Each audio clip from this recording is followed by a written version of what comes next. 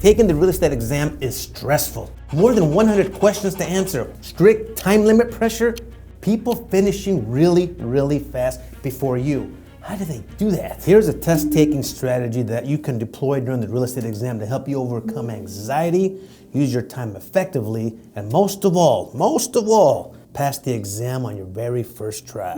When you get the exam, don't start answering the questions. Instead of jumping into the very first question, what I want you to do is get an idea of what's going to be covered.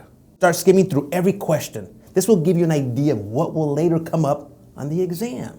It will start priming you to think of the answers to the question ahead of time. That means you're already going to think about those questions. It's like a warm-up exercise for your brain to get it firing on all cylinders. Also, you might find a hint to an answer within another question.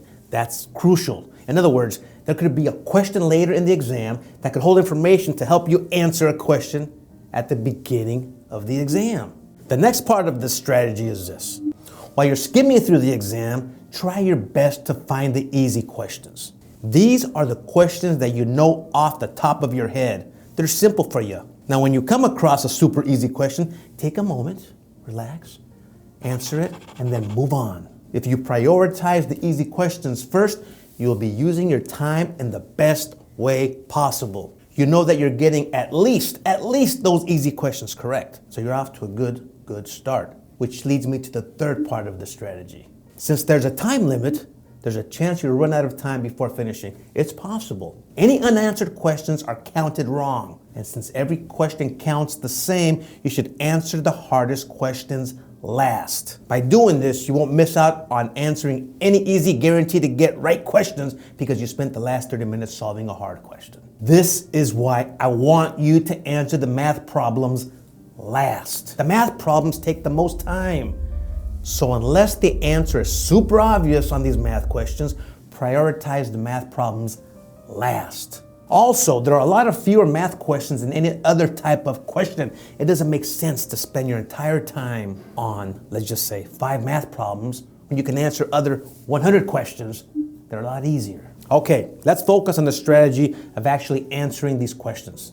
This is the good part. But before I do that, I want to tell you a super powerful way to get more questions right on the real estate exam, and that's to hit the like button below. I'm just kidding, but it does help us grow this YouTube channel and make helpful videos just like this one. All right, back to the strategy. While answering multiple choice questions, you have at least a 25% chance of getting it right. That's a 25% chance if you make a random guess. Now, if you don't answer the question, you drop down to 0% chance of getting it right. That means no matter what, you won't get the answer right.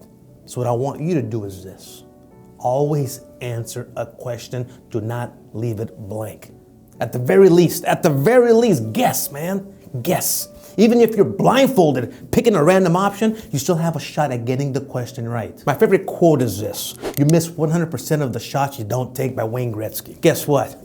Mr. Gretzky must have been a test-taking genius because that applies to your real estate exam too. Now, if you want to take that 25% and make it even better odds, I want you to do this. Your chance of guessing correctly increases when there are fewer options to pick from. So if you have a 25% chance of guessing correctly with 4 answer options, what will happen if you make it 3 options or 2 options? Try your best to eliminate as many options as possible, because if you eliminate 1 option, your 25% chance increases to 33%. If you eliminate 2 options, that 33% increases to 50%, and a 50-50 shot of guessing is pretty good when you don't know the answer. On the subject of guessing, there's an important characteristic of multiple choice answers that I want you to look at. That is the longest answer. If 3 options are short and there's a 4th longer option, then that 4th option is probably the best one to pick if you're guessing. The reason is simple. Typically, the longest options are the most detailed. Usually, an answer with detail is the most accurate. Now, this doesn't mean every long answer is the correct one. It's just a helpful trick if you're making a guess. Now, this next strategy is completely obvious, and it's more of a warning. The real estate exam will pull out every trick in the book to fool you. It will intentionally try to trick you, man. Don't be fooled. For example, it will give you exception-based questions like, which is not correct, or which is false. Another way it will trick you is by giving you unnecessary information. It can be a long question with tons of information, but only the last part is important to know. That's why you should always, let me emphasize this again, always read the question carefully. Read the question slowly, with focus. Don't rush through it. If you read the question and notice there's more than one right answer, reread the question. Don't be fooled. It could be asking which is false or not correct. These are the trick questions. Side note, if the question isn't asking which is false or not correct, then choose the most correct answer. So if you see two options being correct, pick the one that is most correct. Got that? This brings me to the last section of this video. I want to identify some of the psychological triggers that can stress us out about the exam. While you're taking the exam, you might start to see people finish before you. And this might make you second guess yourself. You might think you're taking too much time on this damn exam. In those moments, remember, it's not a race. It's not a race. For all you know, that person who finished first just turned in an exam that had every question wrong. Don't worry about anybody else. Focus on you and the time. Speed is not an indication of success. Give yourself the permission to take the full allotted time available to finish the exam. Go in thinking, I'm going in there to do the best I can, and I don't care if I'm the last one to finish. Okay, this next one psychs out even the most prepared test takers. Imagine this. You're reading the question, and you know for sure the answer is C. So you pick C.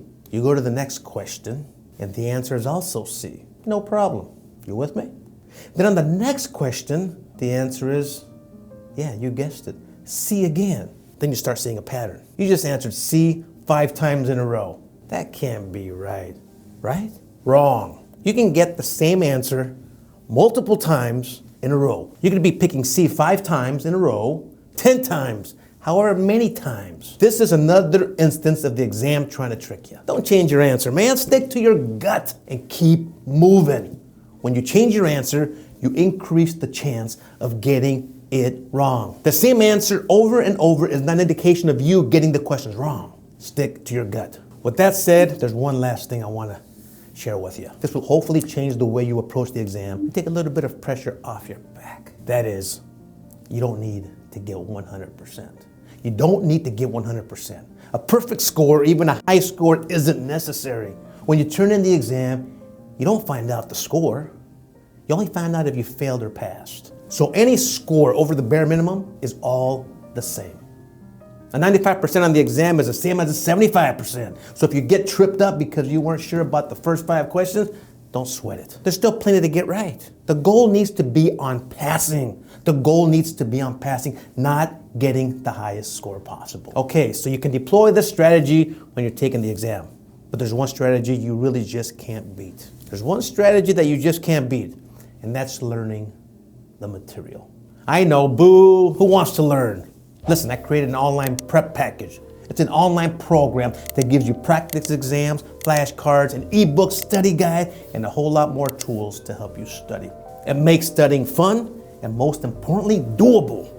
I'll put a link for this exam prep package in the comments and description below. What I want you to do is comment below something like, I don't know, I'm going to beat this exam. I'm gonna pass, for Pete's sake. Leave the caps lock on, man. Let me know how pumped up you are. And scream it in the comments. You got this. You can do this. You can change your life. And if you're studying for the exam, I want you to watch this next video right here, where I explain the only study strategy you'll need to pass the exam. This is the secret to learning things quickly and easily. We'll see you next time.